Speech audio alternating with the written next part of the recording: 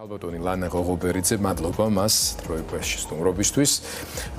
ქართველი კინორეჟისორი, ევროპის საბჭოს საპარლამენტო ასამბლეის საქართველოს დელეგაციის ხელმძღვანელი, საფრანგეთის საქართველოს ყოფილი ელჩი, კიდე ბევრი რამის თქმა შეიძლება ქალბატონი ლანას არა მარტო შემოქმედებით წარსულზე, მაგრამ ალბათ ერთ-ერთი ყველაზე საინტერესო რთული და მძიმე გამოცდილება, რომელიც გიკავშირდება თქვენ, ეს არის გასული საუკუნის 30-იანი წლების ისტორიები და გამოცდილება, რომლის გაცოცხლებაც ხდება თითქოს დღევანდელ საქართველოში, რასაც ვერავინ წარმოვიდგენდით და მათ შორის ალბათ უპირველეს ყოვლისა თქვენ და თქვენი თაობა, რომლებმაც ბევრი რამ გააკეთეთ იმისთვის, რომ საქართველოს ეს წარსული მართლაც ისტორიაში ჩაბარებოდა. რა ემოციები გიჩნდებათ, როდესაც ამას ყველაფერს უყურებთ დღევანდელ საქართველოში? ძნელია მართლა ამაზე ყველაფერზე ლაპარაკი, რაღაც უცნაური შემოbrunება, აი იმ ტიპის შემოbrunება საბედისწერო, რომ ვერ წარმოიდგენდი, მე პირადად ვერ ამის ფანტაზია ეთყობა არ მაქვს, რომ კიდევ ერთხელ მგონებოდა, რომ სადღაც დავბრუნდებით. აი ისტორიულად რო ვთქვათ, აი დავბრუნდებით იმ მომენტში, როდესაც ისევ გვემუქრება მარტო ყოფნა, ისტორიულად დეტერმინირებული რო იყო ჩვენთვის ეს მარტოობა, აი თითქოს იქ უნდათ რომ ისევ მოგვაბრუნონ. ამას დღევანდელი სახელწოდებით იზოლაციონიზმი ქვია, მაგრამ მე უფრო ისე ყოველთვის აღვიქვამდი რაღაცნაირად ძალიან ცოცხლად, რომ აი ეს პატარა უნათესაო ობოლი ერი გარშემორტყმული უზარმაზარი იმპერიებით, რომლებიც საუკუნეთა მანძილზე გვარბებდნენ, გვერჩოდნენ, გადაგვივლიდნენ, გადაგწოვდნენ, მე ისევ აღდგებოდით რაღაცნაირად და აი თითქოს აი იმ მომენტიდან, როცა ევროპის საბჭო კი ჯერ არ იყო ნამდვილი ევროპა, ასე ვთქვათ, მაგრამ კარის შეღება იყო ევროპაში. აი როცა ეს კარი შევაღეთ და როცა ასეთი მართლა როგორი ენთუზიაზმით მიგვიღეს, იცი, რა ზარზე იმე იყო, თითქოს ჩვენნაირი ქვეყანა საერთოდ დედამიწის ზურგზე არ არსებობდა, არა ოღონდ რაში იყო, იცი, ამბავი, რომ მართლა ძალიან დააფასეს ჩვენი ეს 3000 წლოვანი ისტორია და ჩვენი თვითმყოფადი კულტურა. და სულ ამაზე იყო ლაპარაკი, ისეთი, ამიტომ ისეთი მართლა ღირსებით მიგვიღონო, ღირსებით გვინდა ევროპაში. ეხლა რო გვეუბნებიან, აი ზუსტად ასეთი ღირსებით შევაბიჯეთ მაშინ ამ ევროპაში და მართლა განვიცდით ნამდვილ ბედნიერებას და იმის წარმოდგენა, რომ შეიძლებოდა ეს დამსხვრეულიყო რაღაცნაირად და მაგალითად დღეს ჩვენი ქვეყნის de facto ხელმძღვანელს განეცხადებინა, რომ ჩინეთთან გვაქვს თურმე ერთიანი ფასეულობები თუ ღირებულებები, რომელიც თქვა, არ ვიცი, კომუნისტურ ტირანიასთან, ფაქტიურად სხვა ყველაფერი რომ გადადო გვერდზე, ეს არის დღევანდელი ჩინეთი და თურმე იმასთან გვაქვს ღირებულებები საერთო. შეიძლება საერთო ინტერესები გქონდეს სავაჭრო არა, მეც ამას ვამ, საქმეც იმაში. ჩინეთთან ვაჭრობა, ურთიერთობა, ყველაფერი, რა თქმა უნდა. ჩინური მოდელი განვითარების მოდელად მიგაჩნდეს. უარი თქვა მართლა იმ ქვეყნებზე, რომლებიც არიან დამყარებული დემოკრატიაზე, თანასწორუფლებიანობაზე, სამართლიანობაზე და ასე შემდეგ და ღირებულებით ერთიანობა აღიარვა ასეთ ქვეყანასთან. მაგრამ კიდევ ერთი რამ თქვა ქალბატონო ლანა, შეიძლება ეს არ მოხვდა ეგრეთ წოდებულ ჰედლაინებში. ყველაფერიდან ჩინეთში თქვა, რომ ჩინეთი ერთადერთი სუპერ სახელმწიფოა, რომელსაც მშვიდობა უნდა. მშვიდობა უნდა. ევროპას მშვიდობა არ უნდა. ამათი კონსტრუქცია ხო ამაზე დგას, რომ ევროპა გვითრევს ომში, ევროპას უნდა ომი. თავენ პროპაგანდისტულ საშუალებებში მაგალითად ევროპის გამოღვიძებას ამ ხრივ, რომ საკუთარ თავზე აიღოს თავდაცვის და უსაფრთხოების პოლიტიკა და თავი დაიცვას, ამისთვის გამოყო 800 მილიარდიანი ფონდი და დაიწყო მომზადება, ამას ეს მოაქვთ როგორც აგრესორი, ხო, ანუ თითქოს აგრესორი არ არსებობს რუსეთის სახით და ევროპა, რომელიც ამისთვის პოზიციებს, ასე თქვა, იძლიერებს. თქვენ ევროპაში ცხოვრობდით წლების განმავლობაში და მეტიც თანამედროვე ქართული კულტურა, თქვენი თაობის მიუხედავად იმისა, რომ საბჭოთა კავშირში იბადებოდა, ეს მაინც ევროპული კულტურის ნაწილი იყო, ამიტომაც აღმოჩნდა ასეთი მიმზიდველი, ასეთი თავისებურიც და ასეთი თავისიანიც. აი რას ეტყვით იმ ადამიანებს, რომელთა ტვინებზე შეიძლება მართლაც მოქმედებდეს ეს პროპაგანდა და ვიღაცა იჯერებდეს, რომ საფრანგეთს, თანამედროვე გერმანიას, ბრიტანეთს, პოლონეთს და ასე შემდეგ ომი წყურია და ესენი არიან, რომლებიც გვიცავენ ამ ომისგან. იცი რა გიორგი, რაღაც ისეთი აქსიომებია, რომ ძნელია რა არგუმენტები უნდა მოძებნო კიდე. აი იმის გარდა რაც საყოველთაოდ ცნობილია. მე სხვა არგუმენტს მოვუყვანდი. ასეც კი არა, ეს რომ ომი არ უნდა, ახლა ევროპას რა ვიცი, ისეთი ყბადაღებული ჭეშმარიტება, მაგრამ აი ჩემი პირველი ისეთი ემოციური განცდა ევროპის. როდესაც ჩავედი დეიდაჩემთან, რომელიც მთელი ცხოვრობდა პარიზში, მაგრამ იყო ეგრეთ წოდებული აპატრიდი, იმიტომ რომ აი ეს პრინციპულად ქართველებმა ხომ აი პირველმა ემიგრაციამ არ მიიღო მოქალაქეობა საფრანგეთის, იმიტომ რომ ყველანი ფიქრობდნენ, რომ თუ მოქალაქეობას არ მიიღებდნენ, ეს ნიშნავდა, რომ დაბრუნდებოდნენ საქართველოში და ასე იცხოვრეს ძალიან ძნელად მართლა მთელი ცხოვრება. და აი ასე დეიდაჩემს იყო უკვე 75 წლის დაახლოებით მაშინ სიმსივნე დაუდგინეს დიაგნოზით. და აი რა იყო საოცრ, ის კი არა რომ უმკურნალეს, უფასოდ, ყველაფერი ბუნებრივი, ოპერაცია გაუკეთეს, უმკურნალეს ყველაფერი, მაგრამ ერთ დღეს მე იქ ცხოვრობდი მაშინ მაგასთან რამდენიმე ხანი და მოვიდა ტაქსი, რომელიც სახელმწიფომ გამოუგზავნა და ყოველ დღე უგზავნიდა ტაქსის, რომელსაც მიყავდა სავატყოფაში უკეთებდნენ დასხივებას და მოყავდა უკან ტაქსის, ეს ერთი ყოველ დღე. და მეორე, მე მოვიდა დამხმარე ქალი, რომელიც სახელმწიფომ გამოუყო და სიცოცხლის ბოლომდე სამჯერ კვირაში მოდიოდა დეიდაჩემთან, აი ამ არამოქალაქესთან საფრანგეთის დამხმარე ქალი და უკეთებდა ყველაფერს და მიდიოდა. აი ეს არის ჰუმანიზმის გამოვლინება სახელმწიფოსი თავისი თან არამოქალაქის მიერ. ამას ხელს უსვამ, იმიტომ რომ ეს მართლა კიდევ სხვა რაღაცა არის, არა? მე მგონი, ეს უბრალოდ იმისთვის ვამბობ, რომ აი ასეთ ფასეულობებზეა დამყარებული ეს ევროპა, რომელსაც ჩვენ ეს გაბდნელანა, ევროპის საბჭოში თქვენ ხელმძღვანელობით დელეგაცია საკმაოდ რთულ დროს პერიოდში საქართველოსთვის, როცა ქვეყანა პირველ ნაბიჯებს დგა ზოგადად საერთაშორისო ინსტიტუტებში ინტეგრაციის და საქართველოში მრავალპარტიული დემოკრატია კითხვის ნიშნის ქვეშ არ იდგა. ბევრი გამოწვევები, პრობლემები, სამოქალაქო ომი ახალი გადატანილი და უბედურება, მაგრამ ის რომ ოპოზიცია უნდა არსებობდეს ქვეყანაში, ის რომ სიტყვისა და გამოხატვის თავისუფლება უნდა იყოს გარანტირებული და არ უნდა ჩავიკეტოთ ცივილიზებული სამყაროსგან, ეს კითხვა როგორც ასეთი არ იდგა. იმიტომ რომ საბჭოთა კავშირი ის ტოტალიტარული სისტემა, იმიტომ შეიცვალა დიდ ძალისხმევის შედეგად, რომ იმის ალტერნატივა მიგვიღო. მაშინ რა აზრი ქონდა ამდენი თაობის მსხვერპლს და ძალისხმევას, თუ კი საქართველოს მოსახლეობის რაღაც ნაწილი შეიძლება ვერ ასხვავებდეს ამ სრულიად საწინააღმდეგო სისტემებს ერთმანეთისაგან. ბევრი ამბობს, რომ დღეს საქართველოში ეს დიდი ცივილიზაციური დაპირისპირება მიმდინარეობს. თქვენ როგორ ფიქრობთ?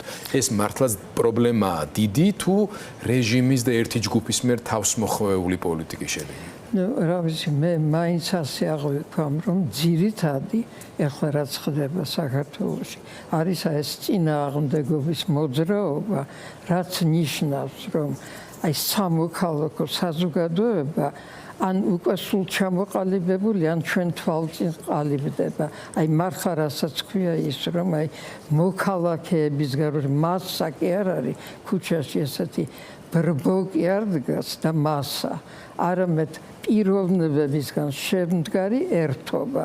აი თვითონ პიროვნებას რომ გათავისებული აქვს ის, რომ და არის ისეთი მომენტები ქვეყნის ისტორიაში, როდესაც გვერდზე უნდა გადადო შენი პირადი მისწრაფებები, შეიძლება რაღაცა ვნებები, შეიძლება ძალიან სიძნელეებზე წახვიდე, მაგრამ წინა პლანზე დააყენო შენი ქვეყნის, შენი სახელმწიფოს, შენი ერის საერთო მისწრაფებები და აი ამ მისწრაფებების საფუძველზე გაერთიანდეს სხვებთან. ეს აქამდე ასე მკვეთრად მე არ მიგვიგვინე. მიუხედავად იმისა, რომ თითქოს ჩამოყალიბებული ვიყავით ნახევრად დემოკრატიულ ქვეყნად, მაგრამ აი ესე მძლავრად, რომ აი ესე რუსთაველზე შეიძლება თითქმის 1 წელიწადი ჩქარა იქნება, რამდენიმე დღეში იქნება 1 წელიწადი, რა ყოველდღიურად რაც თავარია იდგეს ხალხი და იდგეს აი რასაც თქვი ერთმანეთის მხარ და აი ესეთ საოცარ პიროვნებებს ვეცნობით კიდევ მართლა მაოცებს სხვათა შორის აი იქიდან დაწყებული ჯერ ეს ბიჭები რომლებიც დაიჭირეს პირდაპირ არ ვიცი ნათელი გადაზდიოდათ სახეს და მე კიდევ ვფიქრობდი განგებ ხო არ არჩევენ თქო ნარჩევები ხო არ არიან ყველა ისეთი რაღაც საოცარ წერილებს წერენ ისეთი სიტყვიერი მასალა აქვს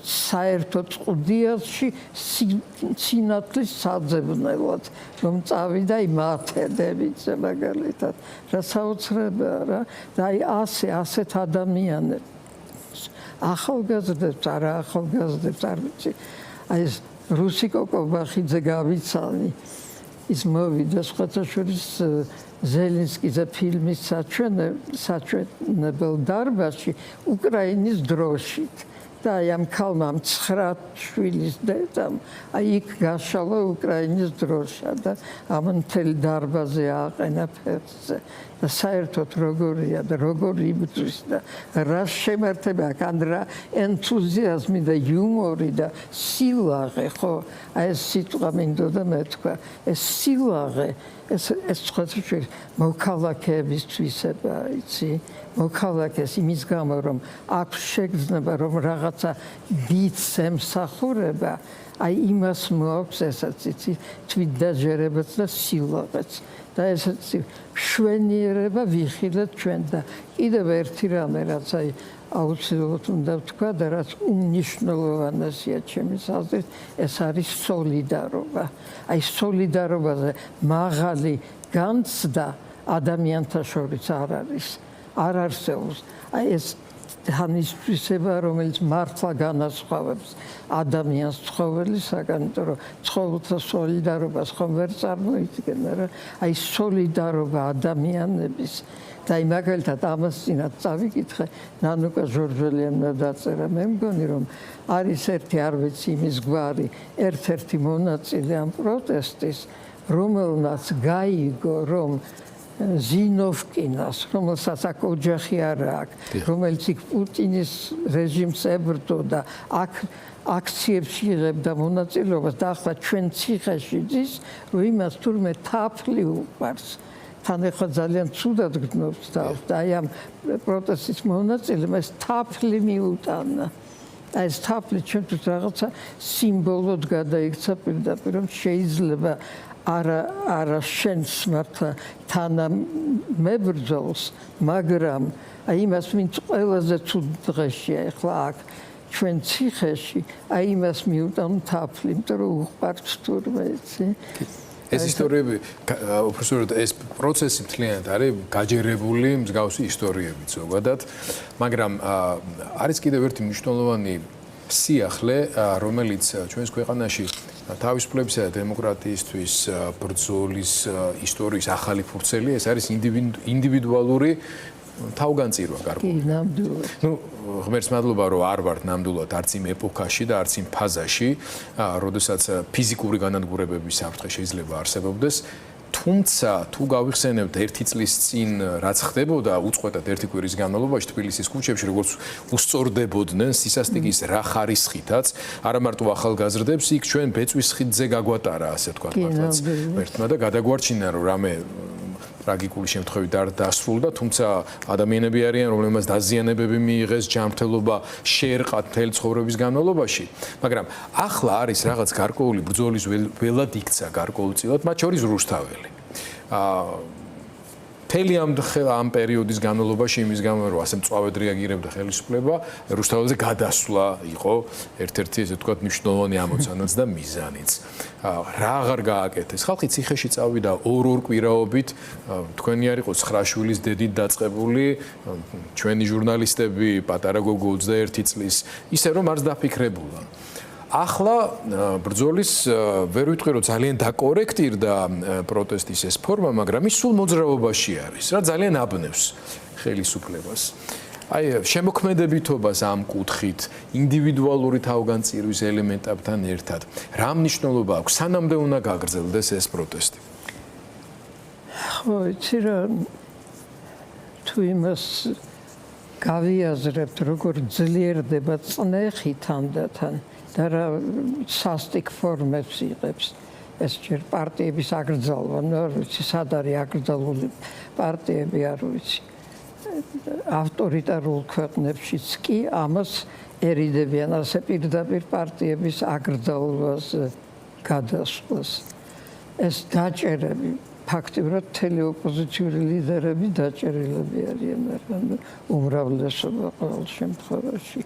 ეს ყველაფერი ეს ერთად ისი რაც ხდება ახლა და აი ის რომ ახლა უკვე ამის საშუალებასაც არ აძლევენ რომ ადამიანმა ეს მართლა გააკეთონ რომ აი გადაკეთონ რუსთაველი რაც რაღაც სიმბოლოც იქცა წინააღმდეგობის მე დავწერე კიდევაც ამაზე რომ გადავიდა რაღაცა ისეთი ღრმა ნიშნულობა შეიძინა ამ სიტყვამ უბრალოდ სიტყვა გადავიდა და უკვე ვიცოდით რომ ესე იგი დიდი ინდივიდუალური გმირობა ჩაიდინა მართლა ნამდვილად ასე იყო აი ესეც შეწყვიტეს თითქოს ეს წნეხი და ეს არის რაღაცა ისი თვისება ავტორიტარიზმის აუცილებლად თვითონ მიდის ჩიხში ჩემის აზრით ეს ჩიხია მაინც იცი აი ასეთი რეპრესიები და ასეთი წნეხი რომელიც უკუ რეაქციას იწვევს და აი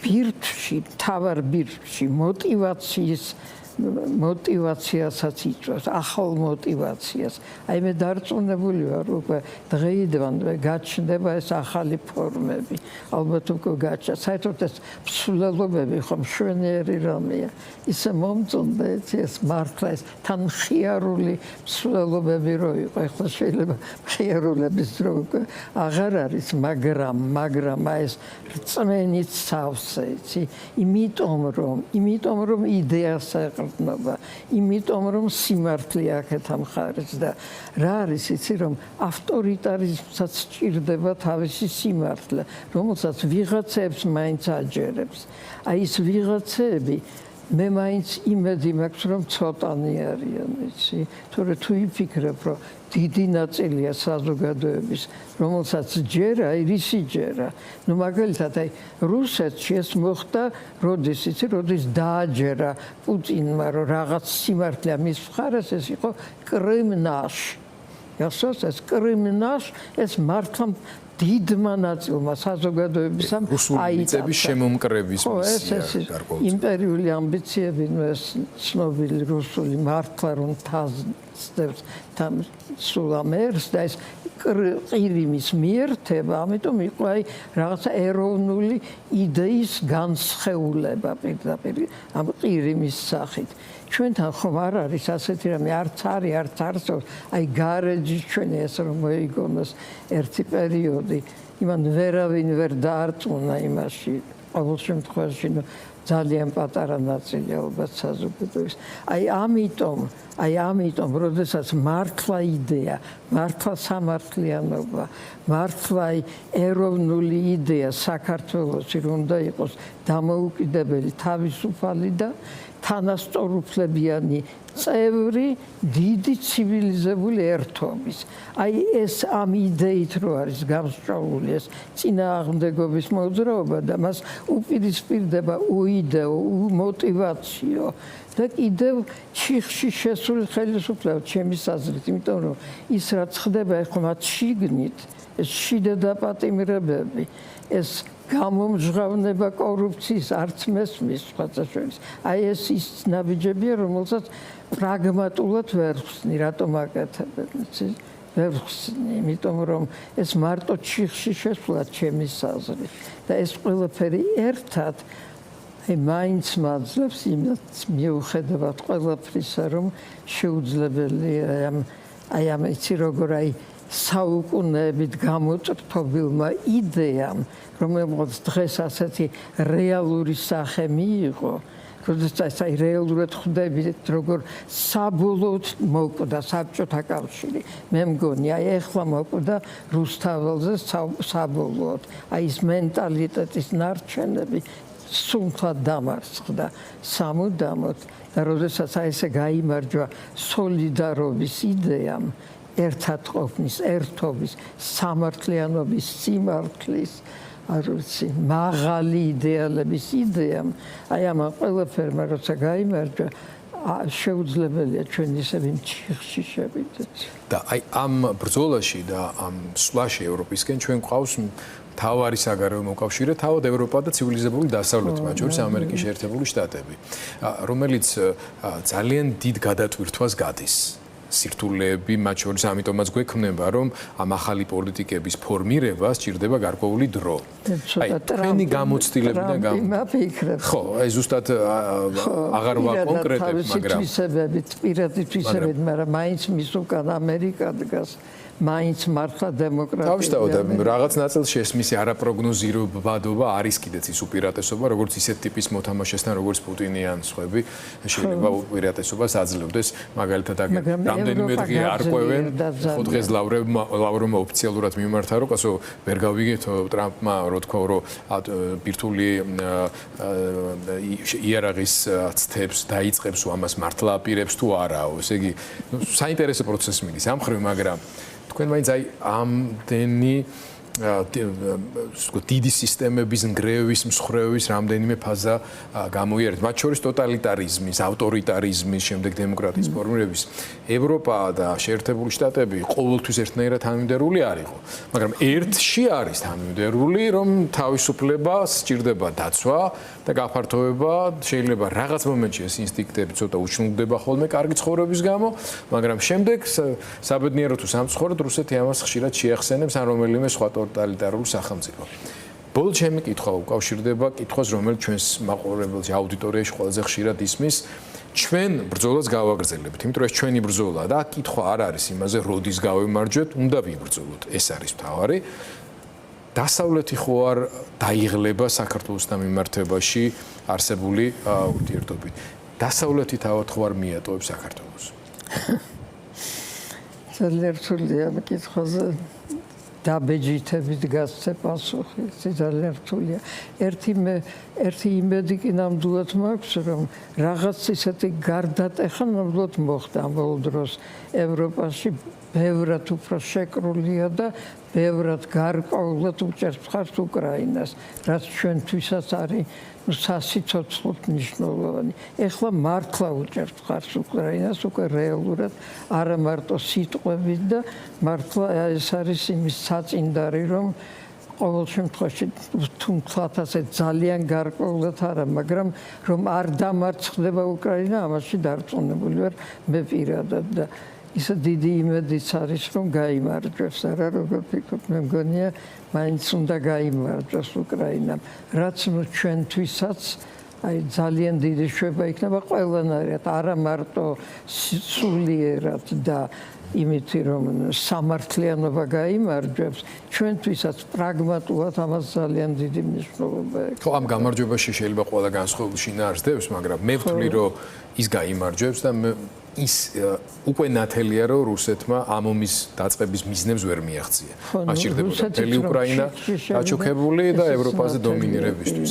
დღევანდელი აგერ ხა კუპიანსკში, კრამატორსკში მიდის ბრძოლები და ამაზე აგებული მთელი რუსული პროპაგანდა იქნება ეს ერთი ქალაქი, რომელსაც არანაირი გადამწყვეტი მნიშვნელობა არ აქვს, თუ ისე თქვათ დაიპყრეს, უფრო სწორედ ბოლომდე დაანგრიონ, იმიტომ რომ ისინი ხო რასაც იპყრობენ, იქ არაფერი აღარ არის საერთოდ, მაგრამ საქართველოსთან მიმართებაში ევროპის პოლიტიკა, ქალბატონო ლანა, მაინც დღეს გაცილებით უფრო მკაფიო, გამოკვეთილი და პოზიტიურია, ვიდრე იყო თუნდაც თქვენს დროს.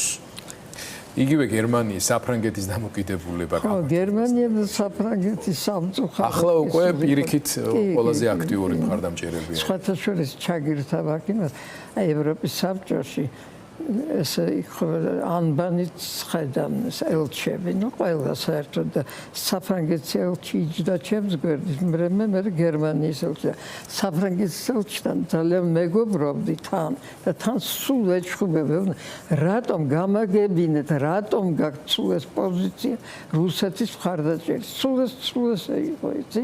და ის მე რა ვქნა ეს ჩვენი ხო იცით, აი ჩვენი ძველთა ძველი ეს არის აი ეს მოყვება რომ მეგობრობთ რუსეთთან რაღაცებს მიხსნიდა ხოლმე. შემთხვევაში ეს შეგრძნება მაშინ ძალიან აშკარად იყო.